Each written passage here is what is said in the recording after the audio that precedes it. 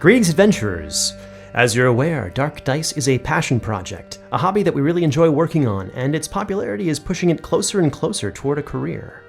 We pay our actors, our cast, our mixing engineer, our transcriptionists, and our musicians, and it's to the point where we're almost able to start paying me for the work I do on the show as well, which is frankly unbelievable. Last month marked our 5-year anniversary since we started recording, and I'll say it again that we had no idea just how far this adventure would take us. We really appreciate all of you sharing our show with your friends and internet acquaintances, and it's made a really big difference in all of our lives personally. Those who support our Patreon have literally put food on the table for some of our actors and helped our cast and crew through very difficult times. A link to our Patreon is ever in our show notes, along with a free link to transcripts, soundtracks, and an ever-growing horde of free content that we are proud to offer you like tribute to the grandest of dragons. So, on behalf of all of us, thank you for listening, thank you for sharing, and thank you for your support. Housekeeping updates. We here at Dark Dice are also taking the month of April off from our show as all of us are going to be in Iceland for a very important event, a wedding.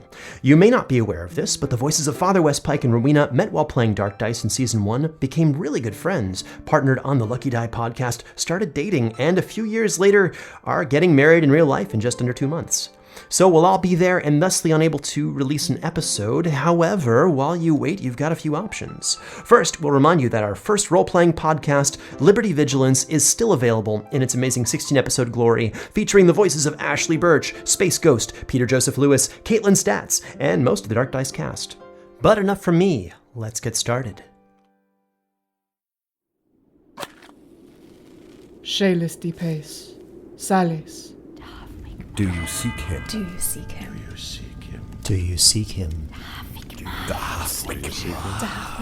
Do you seek the nameless god? You have found yourself among those who roll the dark dice. What you are about to hear happened long ago. A story brought back from the edge of oblivion, dutifully transcribed, and enhanced orally to better captivate your attention. Previously, Rowena and her cousin Sindri departed Ilmater's Hope after an unfortunate incident. Having stolen 4 horses, they continued on their way toward Westman's Hold to reunite with the Westpike family.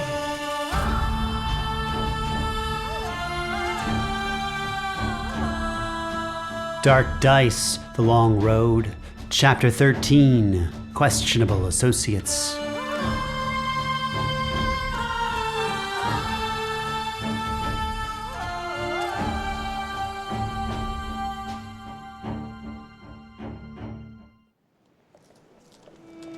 As the radiant sun gently began to dip behind the distant trees, and as the duo reached the crest of a hill, they noticed a wooden structure about 20 minutes' ride ahead.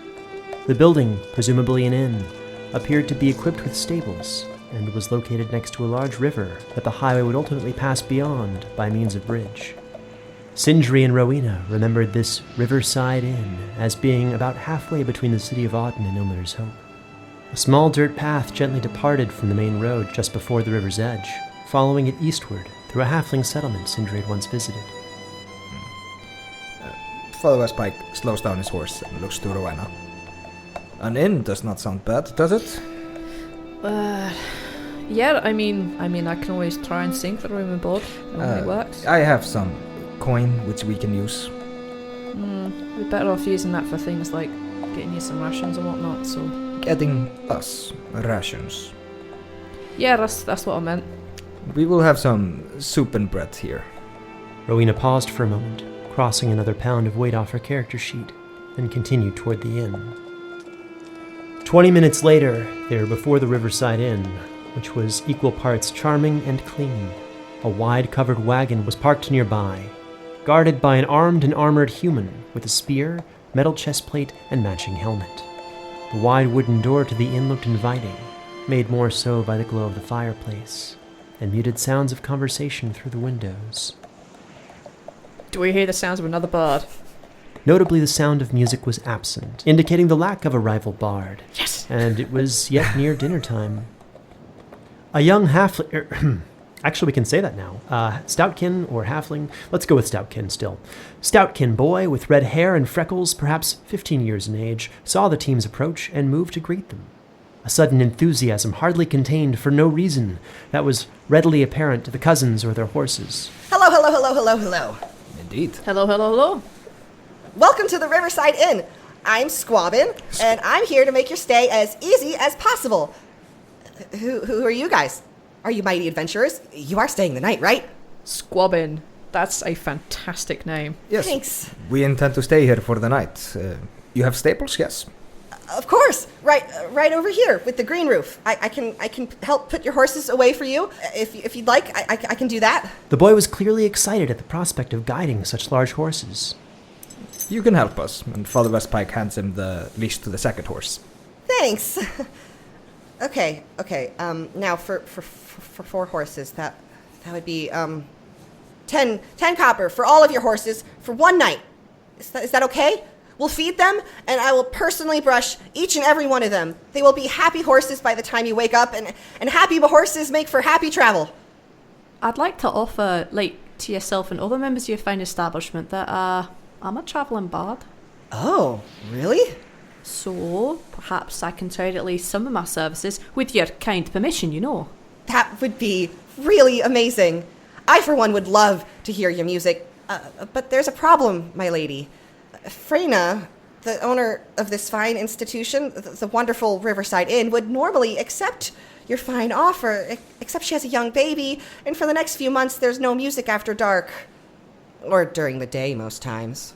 Oh. It's a very strict policy. That's fairly interesting. Yeah, I'm sorry. You look like you're really probably talented, though. Better than the regulars who stop here. If that dinged-up shield is any indication, I bet you've seen quite a few adventures. Do you have stories you can tell without singing? Are you actual adventurers? We are absolutely adventurous, and I'd love to tell you some tales. But that will have to wait for another day. Like tomorrow, perhaps. Oh, okay. Wait, tomorrow? Yeah, that means you can tell me because I have some extra time tomorrow because it's my birthday in a few days. You guys should totally stick around. There's going to be a celebration and a shipment of elven wine from Hale, and I'm going to be allowed to drink a whole glass. Wow. Yeah. Well, congratulations on reaching, another year without dying, so good luck on that. Good Thanks. luck. We'll make sure that we'll pay our tab as we're supposed to. Thank you very much, lad. Okay, but the horses have to be boarded, though, and that's 10 copper. Yeah. Straight up right now. Yup, I'll take care of that, and then... Is this kid hustling us? Insight. Yes. That's fantastic. Apparently I love children, so it's a 6. No, Rowena felt confident that this strapping young almost a man was simply entrepreneurial and trying to make a copper where copper could be found. Yeah, we get off and give the young Squabbin the horses.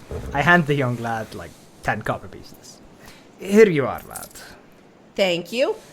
I didn't even have to do change. Coins vanished inside a coin purse at the boy's belt. A newly crafted coin purse he undoubtedly received as a gift recently. Do you know if they're offering food tonight? Of course. Freyna started a fresh stew an hour or so ago. I look green. It's okay. I don't like meat either. It'll be ready in about half an hour or so. Gil asked if she could have some, but Freyna said it needed more time to soak up the flavor or something. Oh, a fresh one. We are in luck, Rowena. You may have noticed she's gone green. Oh, yes. Do you have any side food? Bread and such? Yeah, of course. We've got cooked blue potatoes, jerky, and bread, and other things as well. Drinks, tea, ale, wine. We were voted the second best tavern south of Auden. Let us go in. I need to sit down. My back is killing me. Of course. I'll take care of your horses. Enjoy your stay. The boy ran to open the door for Father Westpike, and quickly ran back to the horses, realizing he'd let go of them, and after a few seconds of struggle, was able to collect the reins for all 4 horses, and ushered them away toward the direction of the stables. Is he actually taking the horses to the stables? He was. Rowena also noticed a small, soft-cover book, more accurately a collection of saddle-stitched pages that would hardly classify as a book, but they were probably quite difficult to acquire nonetheless. Can I see what it says? Rowena could try if she really cared. I do care. I'm a bard. She's it's a gonna book. steal I it. care. How dare you? 13. Volo's Guide to Minding Your Own Business. Marketing that's- Your Own Business. Sorry, the small letters are hard to read. Well played, sir. Well played. Inside the inn, it was clear that significant effort had gone into making its main 2-story room, which housed numerous booths, clean, bright, and tidy. And a small stage was situated along the back wall, but it was roped off with a sign that read, "No music after dark," in common. A dark-haired woman with a cane, clearly the proprietor, was sweeping in frustration while 2 humans and an orc merrily chatted and ate at the nearest booth. Other patrons included a group of 4 human adventurers loudly fussing over a grand scheme with a small figure over a map.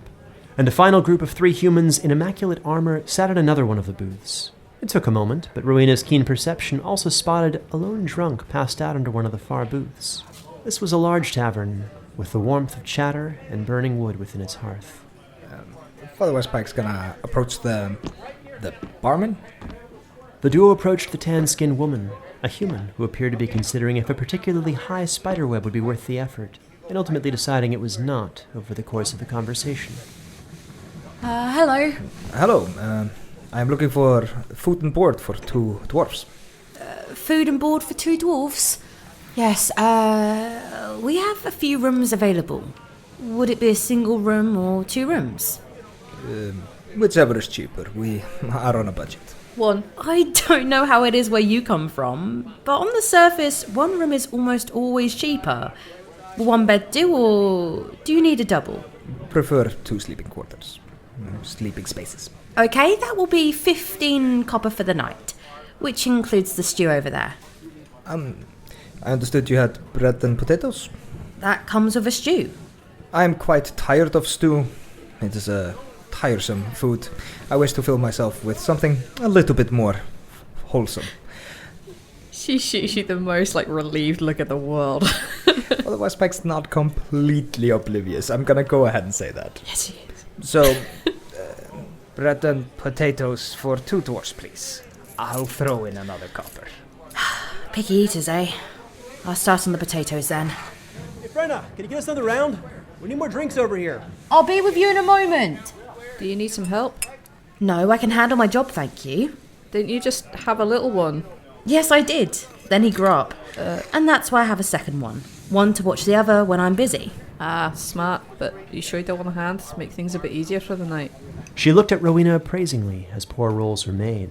No, I can handle myself, thank you. Freyna approached the human in armor, eventually moving to grab more beers for them while the eyes of the chuckling group nearby landed on the dwarves. Greetings, travelers. Care to join us? We're having too much fun tonight to keep it to ourselves. A tan-skinned human with patterned tattoos beneath and on the sides of his eyes, which were encircled by thin eyeliner, winked at Father Westpike. Extravagantly flowing sleeves, which ended at the elbows, waved in line with his energetic hand motions over a series of bandoliers, which held a pair of whips, a curved dagger, and a rabdos, a mace-like wand commonly used by wizards. Father Westpike smiles and says, I may be good at drinking, but I am no good at telling stories. I don't think I am the companionship you're looking for. But my cousin, however... Hey! Then come. She knows the good ones. Come drink with us. I can buy the first round. And perhaps a second if the stories are any good. Father Westpike smiles at Rowena.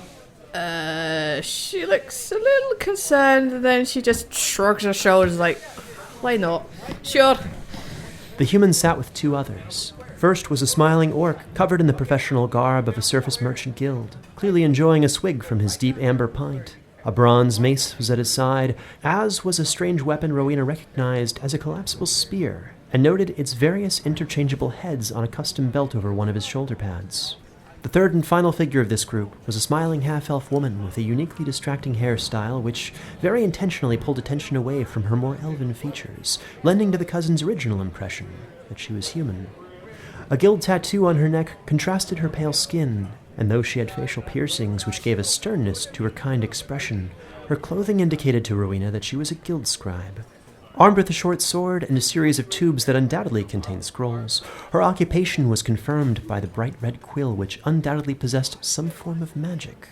So, what occasion precedes such merriment? Oh, dear friends, we have a wonderful trade happening quite soon. We have procured rare and unusual goods that the Tural elves will pay more than a fair price for. I have it on my very good account that one family most noble is looking for something unique I have in my possession. That is the reason for us to smile, yes? Indeed. Can I insight him? When he says thing, does he mean person? Like, the Tura elves are fairly evil, if I remember, so after the blood sacrifice polls I've seen, been part of recently, Rowena's admittedly a skeptic that they're up to anything good. With her roll of a 24, Rowena was sure that it was a person, but that it was definitely not her. She felt that these could be bounty hunters, but she had a difficult time placing the human's occupation, as he was dressed in the clothing not of the human realms of Leonhardt, but of the garb of the Azure Kingdom far to the east. So what sort of thing have you got? If you don't mind my asking. I can show you if you like. I trade in the most exotic of rare wares, and only the finest of these. But let me finish my drink first, yeah? We have quite the collection, and maybe I'll even part with something so long as you have the coin. I don't quite know how to say this, but you carry yourself like one from the Dwarven guilds, and I always make time for the guilds. No, I'm not interested in buying, but I've got a pretty wide range of knowledge of these rare and exotic goods, especially magical types. So you're like an appraiser? Yeah, something like that, yeah. That's one of my hobbies. Bah, you are too humble, so you must be quite good. Who are you, appraiser? What was your name? My name, as you'll want to know, of course, who I am. I am Rafaj the Smiling of the Far Eye Guild. This is Gil, and he's the Brommel. And you've got a very pretty smile there, I have to say. I can see why you're always known as a smiler. The smiling. Oh, sorry, I'm so sorry. A smiler is like an insult, I think, right? Some kind of pervert thing. You could take it as that. It could also just mean that he's... You like to smile? Well, I must be thinking of something else, perhaps. I don't speak this language at home, and it makes difficulty for me sometimes. Oh, I do apologise, you know, different cultures and whatnot. It's always good to learn these sort of things. Don't take anything I said any sort of intended insult. Oh, no. And I like dwarves. We just trade actually with some dwarves most recently, and I know a few words in Dwarvish. Oh, aye? Aye. Things go profitably? That is how it go. Tell you what, I can show you the wares, and you can tell me what you feel they're worth, aye? Yeah, that'll be great. Father Westpike is holding his mug and walking with it now if we're walking anywhere. Rafaj the Smiling passed Rowena a fresh mug on her way out the door, assuming she would accept it. I will take it. I will take a sip. The drink had one blessing, and it did not taste of putrid rot. Instead, it tasted of ash and ammonia. Oh. Yeah, but she won't drink a lot. She'll just do that. Yeah, I've tried it. Not trying much more of that. She's gonna probably be doing that sort of thing.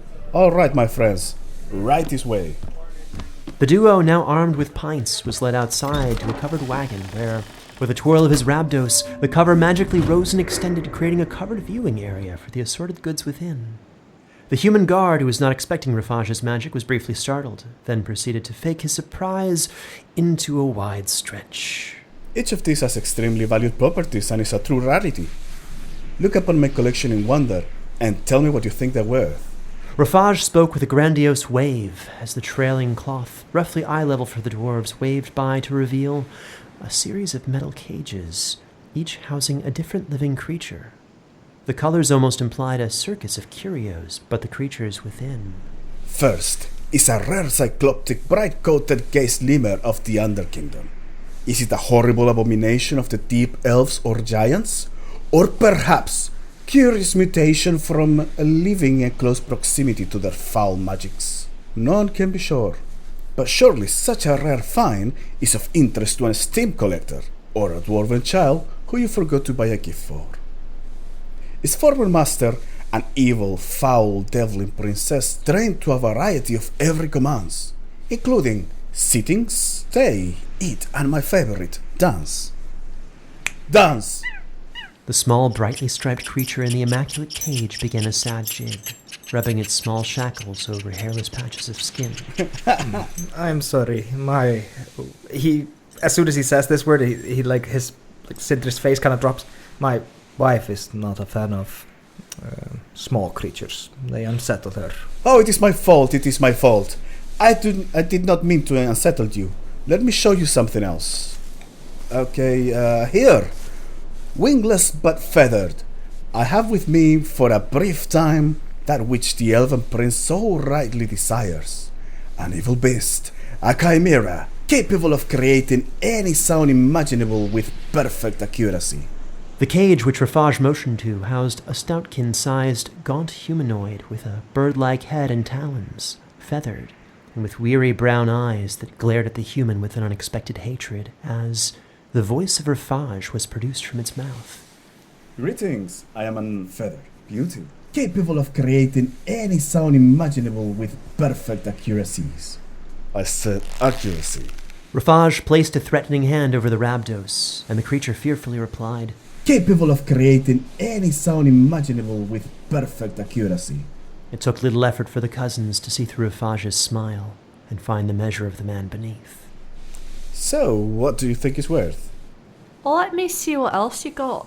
Sometimes things are worth a lot more when you have a set, you know. Ah, true. Well, there is only one thing more, and I doubt you'll be able to outbid my employer for it. But I would love to know what you feel it's worth. I don't... We'd love to see it. Yes. Yes, while I haven't saved the best for last per se, I have a beauty here. One of the most beautiful creatures your eyes will ever gaze over, but as a wild force of nature, and the Underkingdom, she's most certainly evil. A rare specimen on the surface of a natural devil, Delvin, a deep elf from a foul city far beneath our feet, captured only just a month past by a brave dwarven warriors, and traded to me with incredibly expensive cages as you see before you. As such monster must be kept within magical containment, or else it could place a curse upon us. We have already received an offer from House Casafix, who apparently intend to experiment upon her with a noble goal of one day bringing light back to the Darklands. Something to do with trisection or dissection or quadsection? With a messy hair of copper color and bruised blotchy skin, the Delvin woman behind Rafaj was gaunt and exhausted from having undergone some recent form of torture. The lateral lines, that is to say the rows of extrasensory pores that ran along her sides, allowing her to see in the dark, so to speak, almost resembled freckles, and her ears somehow felt more bat-like than the other types of elves. A small pattern of bioluminescence was present along her arms, chest, and face, lending to the impression of a subterranean flare.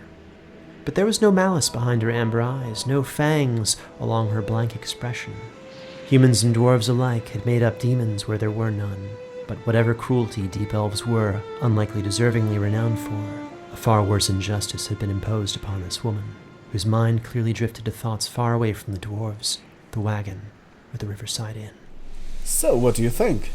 Care to make a friendly appraisal in exchange for some drinks?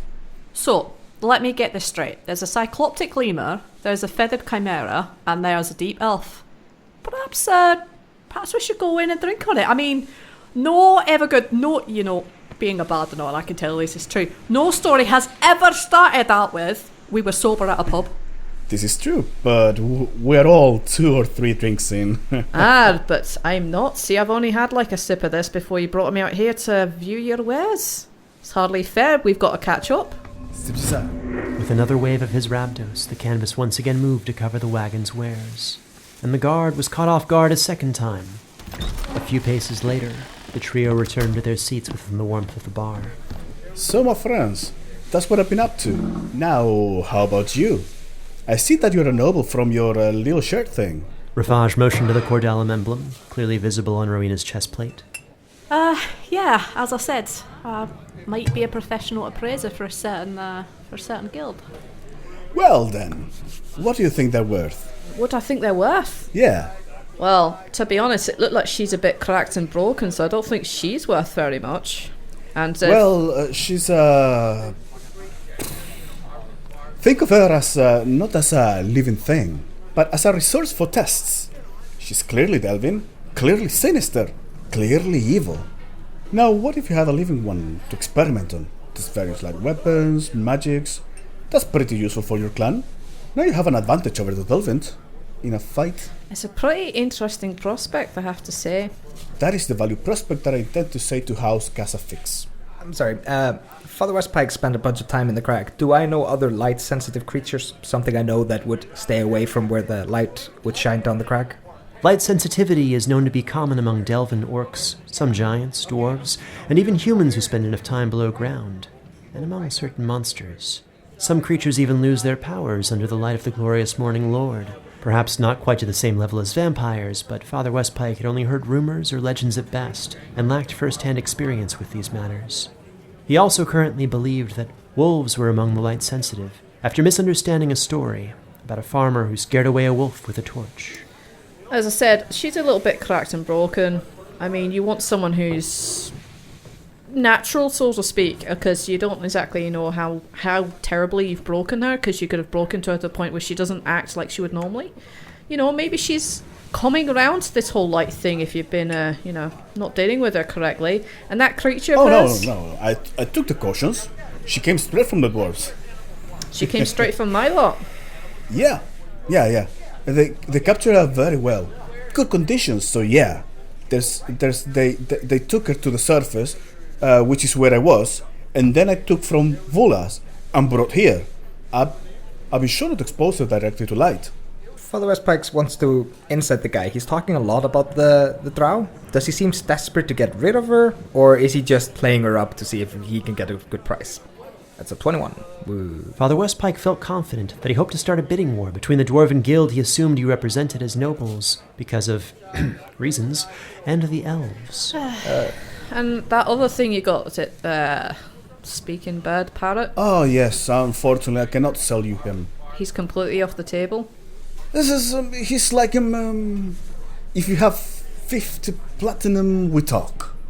You're absolutely shitting me. I mean, come on. I mean, the three of them together, I probably wouldn't even give you probably wouldn't even give you 1 platinum for the lot of them. Do you know why? She's broken and not as she's supposed to be. That cycloptic thing only responds to dance. I mean, what the bloody hell is that? It's weird and bizarre, and that can go straight back down. I don't know, let's chuck it down the crag or something. Here's your stew, dears. Father Westpike pushes the stew away and says, "Stew! I'll take it if you don't want it." Yeah, he pushes it towards the fork, knowing they... Thanks! Sorry, they seem to have messed up our order. I'll be right back. Well, don't worry about it. Don't worry about it. We're in the middle of a decent conversation here. As I said, everything starts with drinking, not eating. Come on. So why 50 platinum? Why is he so special to you, or who you're selling him to? Why is he wanted? I'll tell you in a few drinks. In a flash, it was almost an hour later.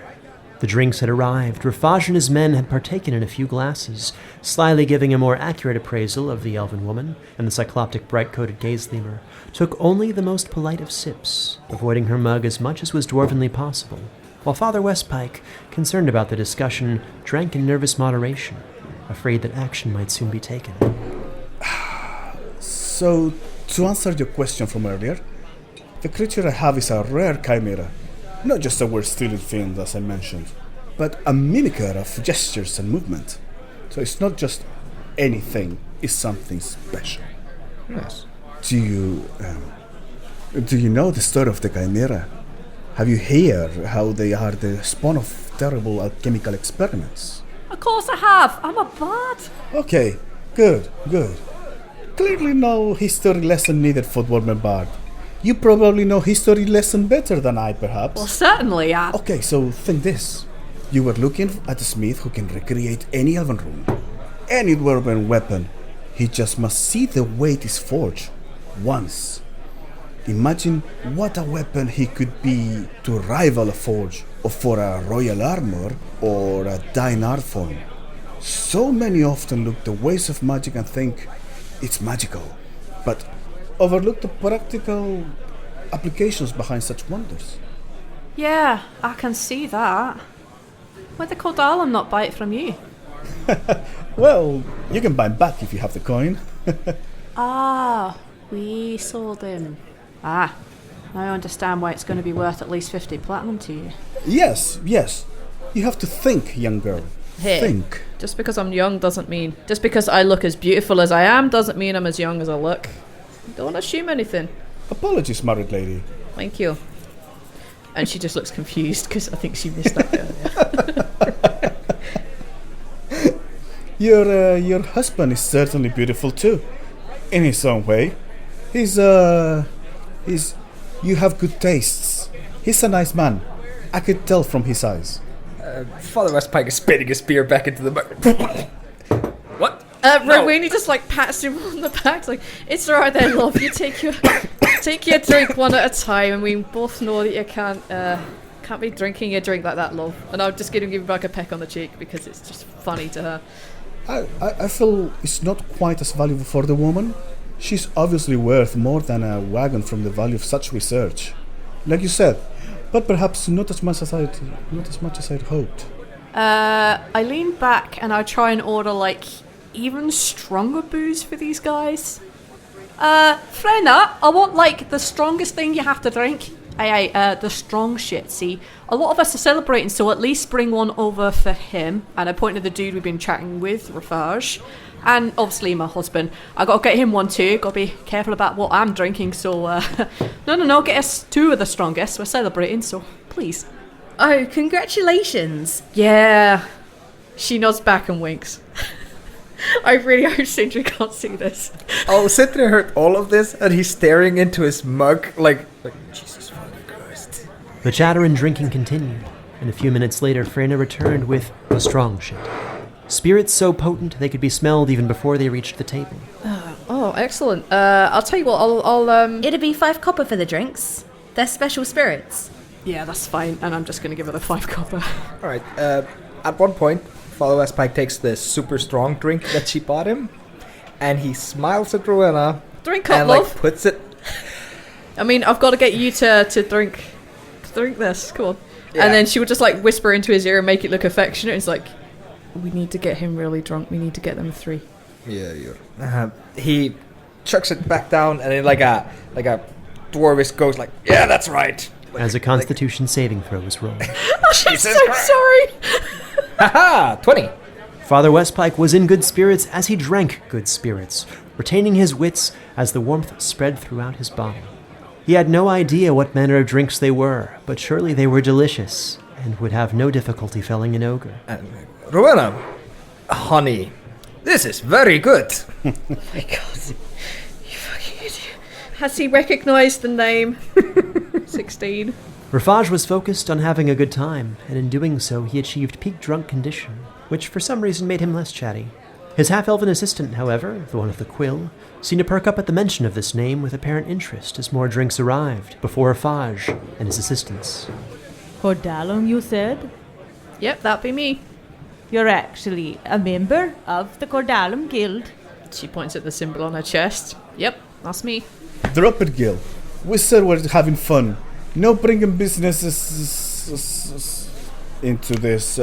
This is just a fun night of drinks among friends. Sure. Yes, it is. Yeah, exactly. Unless you want to buy something, we'll always let you buy if you have the coin. I fear that my money is better spent on booze than broken women. And don't you forget. She won't let me forget.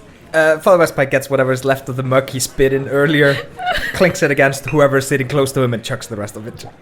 The other patrons briefly stopped their conversations, impressed by Father Westpike's display of drinking prowess, before going back to their respective affairs.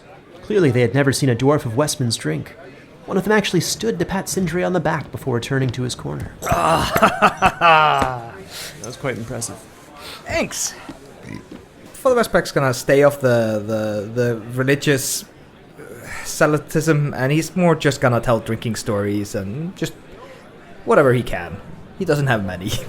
How drunk is he at this point? I am assuming after you gave him the A-OK on the strong stuff, he kind of gave up trying not to drink, and just like, Rowena has she's got a plan, but you notice this, he sometimes put the mugs kind of close to you. As the next half hour of drinking continued, Father Westpike required one more Constitution saving throw, as these drinks were among the strongest in the Bright Vale, deemed not hazardous for human consumption. Can I? Oh man, I was about to say, can I inspire him? But he's okay. He's got it. You can inspire me if you want. To which Freyna once again threateningly motioned to the sign that read, "No music after dark." I have rhymes, yo. Do you have rhymes about not getting drunk? I can't come up with anything quick, so try not to be sick. Nailed it. And he was inspired. That's a 6, baby. Yay! And only moderately tipsy thanks to his hardy dwarven constitution. You know you guys are good. You're good guys. So, what kind of name you got for that child when it births? Sorry, I'm not good at future tense in this language. What is your name of your child, future tense? Oh, we'll probably name them something called Darlem, you know. Wait, she's pregnant? Of course she's pregnant. We just talked this. I'm glad you have caught the conversation, the Brommel. I don't know much, but you really shouldn't drink when you're pregnant. Yeah, but it's actually safer than the water. I'm not sure I trust you. This is kinda strong. Strong drink for strong lady. Such a charmer. Yeah. The drinking and laughter continued. But for the sake of runtime, the DM was forced to ask what Rowena's plan was as the evening grew darker. My plan is to wait for this guy to pass out. I'm just hoping he passes out before Father Westpike. And if not, I guess I'm going solo. After a certain point, Rafaj stopped purchasing additional drinks. I'm making sure this dude gets the good stuff, and I'm also keeping a bit of an eye on that scribe. As Rafaj politely refused his next round of drinks, Rowena would require a peer pressure. I mean persuasion check. Oh, really, it's fine. I don't need any more drink. I think I drink enough. 12. But you know what? Maybe just one more. This is my last one. I nurse this one through the light hours, and then I find the sleeps. And then we live and make an obscene amount of money. Sounds like a good idea. That sounds like human talk to me. You should be drinking like a dwarf. But what about... A good night doesn't end until at least one of us throws up. Yes! Persuasion. That's a 17. I'm so proud of you. The Brommel. Yeah, boss. Got caravan for night. Yeah, boss. Leave the drink with me. Yeah, boss. Oh, hey, I have an idea. You there, humans, in the next booth. Come over here. What? Join us for drinks. We're buying if you're pleasant stories to share. Yeah, tell us nice stories. He's making a ruckus, right? I'm gonna put like 2 silver on the bar and tell her to make sure everyone has like the really good shit. With the prospect of free drinks, the humans forgot their planning to join the table, and over the course of the next hour spoke of their adventures at Colt's Point, adding a tall tale here and there about an encounter with unusually intelligent bears, an executioner and her lover, a gnome-sized bard with a magical accordion, and a fair-voiced maiden rescued from an outhouse with a faulty door who turned out not to be a maiden at all. While they're telling tall tales, can we take the opportunity to sneak out? Both of you? Okay, that would be tough. Like, oh yes, hey guys, we're gonna have to go to the bathroom at the same time. A totally normal dwarven thing. We just don't like public restrooms. No, fuck it. I've got an even better idea. If that fails, I have a backup plan, so yes. You're gonna try and disappear. Yes. That required a successful stealth check. Alright. Well, I got a 14. Well, there's a 2 on the die. Rowena gradually removed herself more and more from the conversation without notice. She avoided drinking, and her smile became more even, her amused laughter shifting to nods until one moment her presence was simply absent, filled by the amused laughter of the other humans. Oh, she's gone.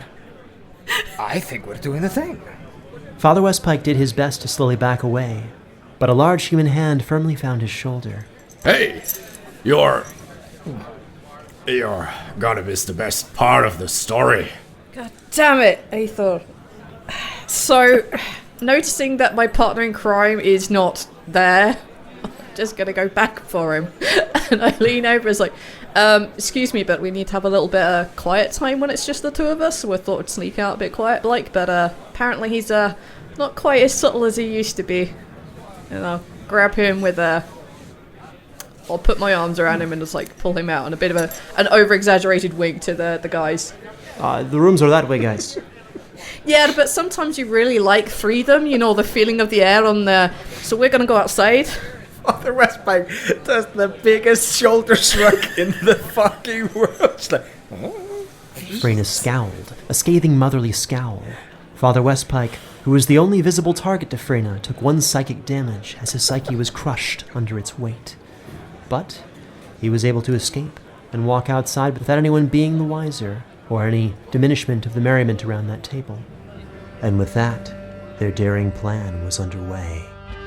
Dark Dice, Chapter 4A, Questionable Associates, featuring Jeff Goldblum as the Silent One, Eyþór Viðarsson as Father Sindri Westpike, and Hem Cleveland as Rowena Granitepike, featuring the voices of Dallas Wheatley, Daniel Muñoz, Lauren Clare, Andreas Somville, B. Apidae, and Florian Seidler. This episode was produced and edited with sound design by Travis Vengroff. Mixed and mastered by Marisa Ewing of Hemlock Creek Productions. This episode featured music by Stephen Malin, Brandon Boone, and Travis Vengroff. To support this production and get access to bonus releases, music, world lore, art, and early access to future adventures and D&D materials, please join our Patreon at patreon.com/foolandscholar. You can also follow us on Facebook, Twitter, or Instagram as @DarkDicePod. This is a Fool and Scholar production. Thank you for listening.